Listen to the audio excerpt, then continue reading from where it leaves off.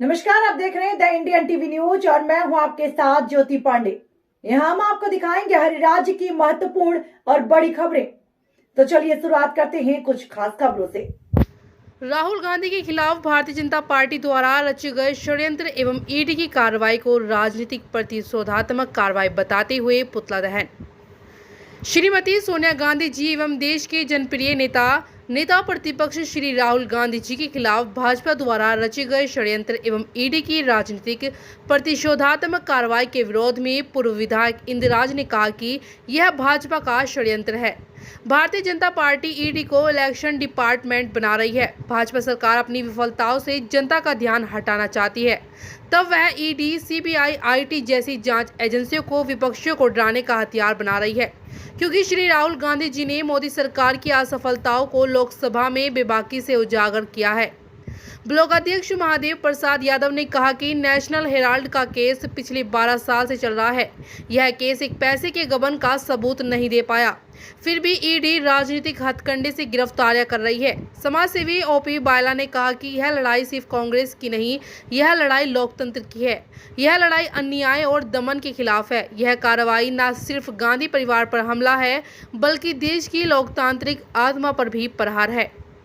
रामनिवास यादव, सरपंच शीशराम दायमा, दिनेश यादव, जिला पार्षद रोशन धनखड़, अजय सैनी, रामजीलाल यादव, पूर्व नगर अध्यक्ष सुरेश शर्मा, कैलाश अग्रवाल छिंतोली वाले, मंडल अध्यक्ष सुनील बिरला, दशरथ यादव, राजू धनखड़, राम प्रसाद बाकोलिया, वेद प्रकाश बाकोलिया, सुरेश यादव, मनोज अग्रवाल, पूर्व सरपंच सागरमल, जिला पार्षद हरफुल कसाना, सरपंच रामकरण यादव, करण पंसारी, राजीव डहरवाल, महेश बेराठी, मालीराम बाडीगर, रिजवान कुरैशी, जितेंद्र यादव, श्याम शर्मा, मनोज सैनी, सुदामा यादव, करतार सिंह शेखावत, गणेश सैनी, रामेश यादव, मुकेश स्वामी, विकास वर्मा, अमित चौहान, सीताराम सिंगल, रतिराम यादव, विजय राठी, रामचंद्र भोजावास, सुरेश यादव, इरफान कुरैशी, राजेंद्र पारीक व राम अवतार टेपन सहित कांग्रेस जन मौजूद रहे।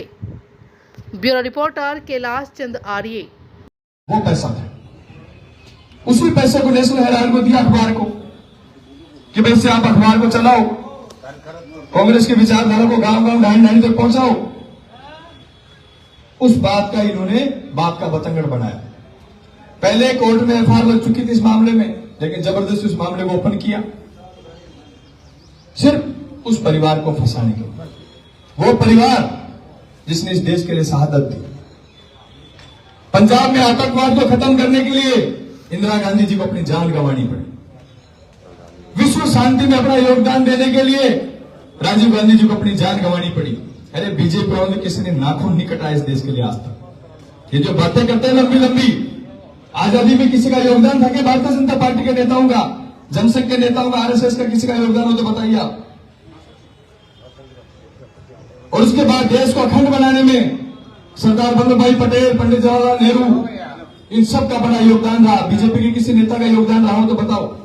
इन्होंने तो सिर्फ इस देश को बांटने का काम किया। आज बांट दीजिए, सर्वधर्म समभाव वाला हमारा देश था। कभी हिंदू को मुस्लिम से लड़ाते हैं, कभी मुस्लिम को ईसाई से लड़ाते हैं, कभी सिखों से लड़ाते हैं, और धीरे धीरे अभी हिंदुओं में बंटवारा करना चाहते हैं। दलित को जनरल से लड़ाना चाहते हैं, जनरल को ओबीसी से लड़ाना चाहते हैं। ये किसी के सगे नहीं है। इनके नेता जो हिंदू की बात करते हैं सुबह से शाम तक, 36 कौम की बात करते हैं, जब हमारे विपक्ष के नेता जो दलित समाज से आते हैं, टीकाराम जूली जी, जब वो मंदिर में धोख देने जाते हैं, अलवर में कोई ज्यादा दूर का मामला नहीं, अलवर अपने नजदीक है, तो दूसरे दिन गंगा जल से उस मंदिर को धुलवाया जाता है। फिर हिंदू एकता की बात करते हैं। किस मुंह से हिंदू एकता की बात करते हैं? सिर्फ अपने वोट लेने के लिए हिंदू की बात करते हैं। विश्व हिंदू परिषद, आरएसएस, बजरंग दल, गाय के नाम पे राजनीति करते हैं, राम के नाम पे राजनीति करते हैं। अपने राम भवन विज्ञा, राम मंदिर विज्ञा, कोई आरएसएस वाला नहीं है, एक आदमी, एक बजरंग दल का आदमी नहीं है। बताओ राम भवन बिका कि नहीं बिका? पावटा का बिका साहब। आप सबकी मेहनत से रुका, बिल्कुल रुका। आज रुका हुआ अभी तक, क्योंकि आप सब लोगों ने चेतावनी दी। इस पावटा की जनता ने चेतावनी दी, 27 की जनता ने चेतावनी दी कि इस राम भवन को नहीं बिकने देंगे हमारी संपत्ति। ये जनता की संपत्ति है।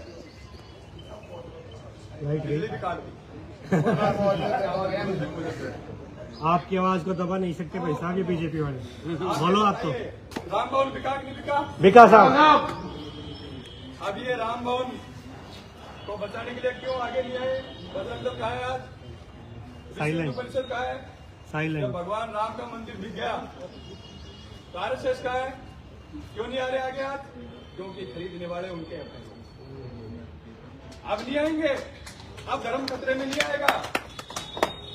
धर्म खतरे में नहीं, अब धर्म तो परंपरा में खतरे में आया था कि एक मुसलमान ने, तब धर्म खतरे में था, सारे दल एक जगह थे। और आज उस परंपरा के 3 दिन बाद ही जब राजनीति में मूर्ति टूटती है, मूर्ति तोड़ने वाला पकड़ा जाता है, 7 जगह मूर्ति तोड़ गए एक ही आदमी, तब धर्म खतरे में नहीं आया, क्योंकि मूर्ति तोड़ने वाला उन्हीं का व्यक्ति था। इस बात को देश की जनता के सामने हम लोगों को ले जाना पड़ेगा। हम लोगों को समझनी पड़ेंगी ये बातें कि ये लोग क्या चाहते हैं। इस देश का बंटवारा करना चाहते हैं, लड़ाना चाहते हैं, ताकि लड़ा करके आपस में वोट लेते रहे। साथियों, गांधी परिवार ने देश के लिए अपना योगदान दिया है। आज हम सब लोगों का धर्म बनता है कि जब वो परिवार संकट में है, पार्टी संकट में है, तो हम सब लोग एकजुट होकर के उस परिवार की मदद करें, पार्टी की मदद करें। क्योंकि कांग्रेस मजबूत है तो ही देश अटूट रहेगा, वरना ये देश का बंटवारा कर देंगे। आप ध्यान रखना इस बात। पहले हिंदू मुस्लिम को लड़ाएंगे, फिर आप दलित को जनरल को लड़ा देंगे, ओबीसी को जनरल को लड़ा देंगे, फिर लड़ते रहो आपस में, इनका काम चलता रहेगा। इस बात को आपको हम लोगों को समझना पड़ेगा। मेरा आप सब लोगों से निवेदन है कि जब से ये चार्जशीट इन्होंने पेश की ईडी ने, उसके दूसरे दिन प्रदेश कांग्रेस की तरफ से अमरूदों का बाग में हमारे प्रदेश अध्यक्ष प्रकाश राज के नेतृत्व में धरना हुआ। दिल्ली में हमारे सचिन पायलट जी सब नेताओं के नेतृत्व में धरना हुआ। कल जिलों कलेक्टर पे सब पे धरना था, आज ब्लॉक स्तर पे सब जगह धरना, और अच्छी संख्या में सारे कार्यकर्ता उमड़ रहे हैं। कल मुझे भी दौसा जाना था, मैं दौसा गया, मैं वहां का प्रभारी हूं। तो सब जिलों में हमारे कार्यकर्ताओं में बड़ा आक्रोश। तो आपको हम सब लोगों को इस बात को समझना पड़ेगा कि आने वाले समय में ये हम सब लोगों की आवाज को दबाना, कार्यकर्ता की आवाज को दबाना चाहते हैं, जनता की आवाज को दबाना चाहते हैं, ताकि इनके खिलाफ कोई बोले। अभी थोड़ी देर पहले रामचंद्र जी बता रहे थे कि भाई यहाँ भी हालात कोई अच्छे नहीं है, आप चिंता मत करो, रामचंद्र जी हम सब लोग मिलकर के आप लोगों की लड़ाई लड़ने का काम, सब मिलकर के भ्रष्ट अधिकारियों के खिलाफ एक मुहिम चलाने का काम करेंगे। देश में तो ईडी, इनकम टैक्स, सीबीआई काम कर रही है, और विराटनगर में बिजली विभाग और नगर पालिका काम कर रही है। कोई बोलता है सुबह 6 बजे भी शहरों में पहुंचा करते, ये विजय बैठे विजय के पहुंच के सुबह 6 बजे बिजली विभाग, विकास के भी पहुंच गई, जो बेचारा 2-3 दिन पहले थाना में संघर्ष कर रहा है, ठीक है। और सुशील योगी कहीं, भाई सुशील योगी कोई अपना समर्थक भी नहीं है बेचारा, वो तो सामाजिक कार्य वो पहले मेरे खिलाफ भी लिखता था, उनको काम नहीं होते थे। आज जो सत्ता में उनके खिलाफ लिख रहा है, आज कह रहे सुबह 5 बजे ईडी बिजली विभाग उसके भी पहुंच गए। तो यहाँ भी वैसे ईडी और इनकम टैक्स से कम मामला नहीं चल रहा है, लेकिन आप चिंता मत करो, मिलकर के हम समझ। हमने प्रेम भाईचारे की मिसाल इस विराटनगर में बनाया, 36 कौम के लोगों को साथ लेकर के चले, किसी प्रकार का भेदभाव नहीं किया। लेकिन आज जो अधिकारी कर्मचारी जिस तरीके से द्वेषतापूर्ण कार्रवाई कर रहे हैं, हमारे कार्यकर्ताओं को टारगेट करने का काम कर रहे हैं, आने वाले समय में इन सब लोगों को जवाब देगा। ये जनता सब देख रही है, कोई स्थायी नहीं है इस दुनिया में, जो आया उसको सबको जाना पड़ेगा, लेकिन ये समय सबका याद रखना है।